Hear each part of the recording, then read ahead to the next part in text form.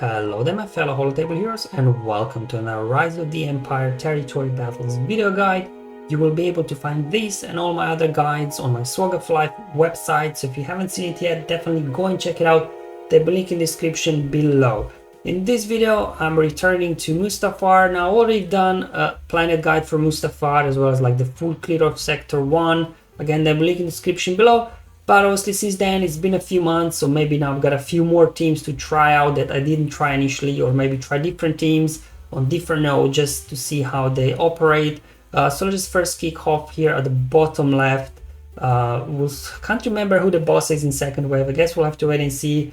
Actually, Palpatine and Mara, they can apparently get the job done. Some been saying I've never was able to try them out because I always was using them in the mix zones, but now that I've got more teams to use, actually Palp Mara don't really get to use all that much in the mix zones as well. So I'm like, let's try them out here, just obviously for those of you that don't have all Galactic Legends, that you can see what non-Galactic Legend teams can work here on Mustafar, so you can hopefully get max waves.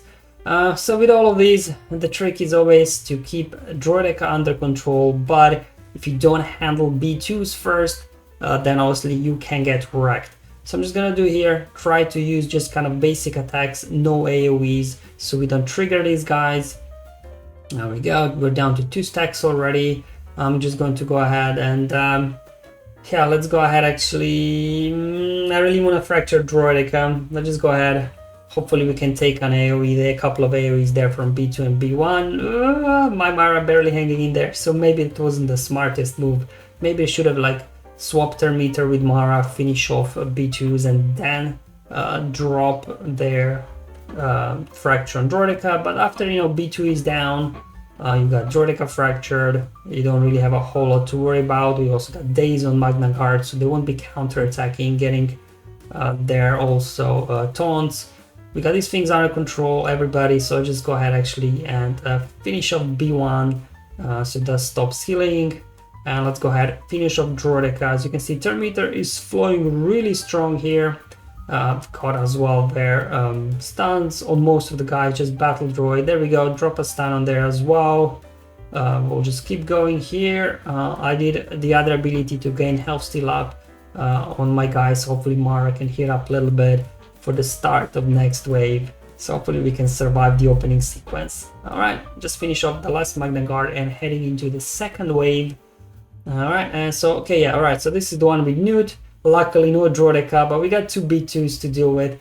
Probably, I think this mission with Nute is probably the easiest one, I would say. The other ones are tougher, that you've got Droidekas in the second one, and the other one's got Watt as well, so that's a little bit annoying. But otherwise, gotta take care of these B2s first. Otherwise, they can wreck you. There you go, B1 down. Now we got another B2 to burn through. Couple of more hits, I think, and he should go down. Come on, there we go. So at this point you're pretty good to go. These guys don't really do a whole lot of damage. You can keep them fractured, shocked, stunned, and they can't do a whole lot. No B1s there for the heal and things like that. So I'm just gonna speed up the footage. Pretty straightforward here. So it was really the first wave, I feel like more challenging, just because you have to deal with B2s, B1s, and Droideka, whereas here you've got only B2s to worry about. Which you can quickly get rid of them with the Thermometer train there from Pops. And there we go, we got another one. So this is the bottom right, so I believe this is where we have Watt Tambor in the second wave. Now we do have Trench, obviously. Trench, a bit of an underwhelming unit overall, even with his Datacron, can't do a whole lot, and once he loses his Datacron it's going to be even less useful. But I've been actually making good use of him in territory battles as well. I'll do as well Sector 2 with him in another video, but here in Sector 1, especially if you got there a Watt Tambor available, I think it's a pretty good team you can use. Otherwise, obviously Django instead of maybe Watt can work as well. We again have same wave 1 as in the first one. We have to take care of Droideka and as well B2. Now I like to put a weapon tech on Nute just so he can spread his extortion as quick as possible. So the first mass assist, I'll just go ahead, try to get B2 down.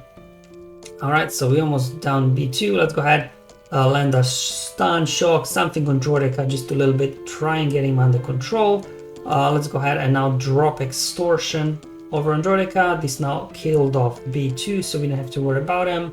And I'll just keep spreading the tech amongst the team. I put the med pack over on Brood there, so he can keep stacking a bonus protection on him, so he can survive, hopefully. Going after Magna Guard, cleansing off everything. Okay, let's drop an AoE.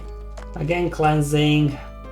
Alright, we're stuck a little bit behind both Magna Guards. There we go, Dooku coming in with a stun.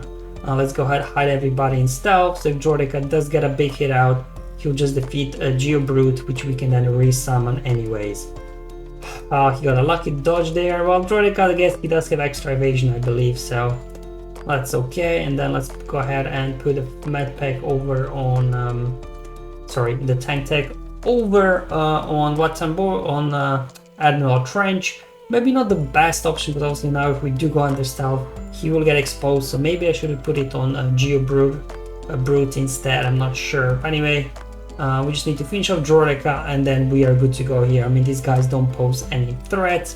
They're very tanky, so they take a while to take down, which is good, which allows obviously for your team to fully heal right back up, thanks obviously to Trench and Watt.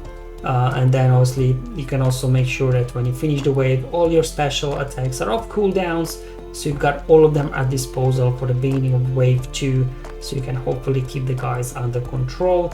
Here the second wave, so it's the one with Watt and Droideka and B1 and B2, so definitely this is a little bit challenging one, but luckily we should be able to deal with these guys. Obviously there we have to deal with the taunt first now from Magna Guard, and because of the tank tech on him. Okay, good. Once we get him out of protection, they will drop the taunt. Now we can go ahead and dispel the buffs there from our Geos. I'm going to go ahead and drop Extortion on Droideka, and then we'll keep hammering B2, try to get him down.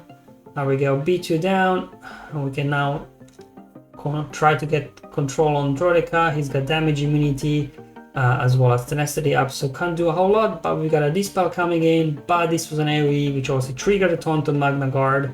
Let's go ahead and dispel the taunt there with Nute, get us down on Droideka, so things are looking good right now, so we'll just keep hammering Droideka, see if we can get him down.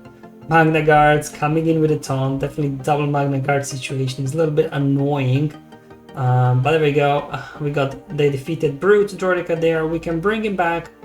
There we go, so we got both Magna Guards, they are shocked, so hopefully they can't get a taunt. Let's go ahead, drop Extortion over here, finish off B1 actually, so we stop their healing. Now we gotta deal with Droideka again.